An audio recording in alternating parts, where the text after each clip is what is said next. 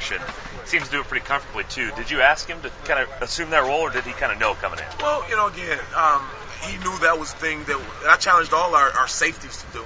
To me, they're extensions of us as coaches, because they have to be able to communicate with the linebackers and make sure the front's where it needs to be. So, he's really taking it to heart that he is the quarterback of our defense and making sure, particularly with all those young guys around him, everybody's where they need to be.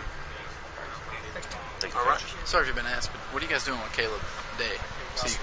As far as what position? He's going, yeah. Yeah, right now he's working at our safety position.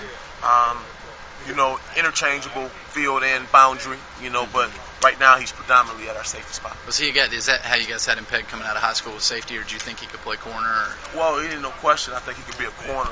Our biggest need was safety, coming into camp. So that's what we're starting him off at, and hopefully, we'll find a home from him. We think it can be a safety, but without a doubt, he's athletic enough to slide down to a corner.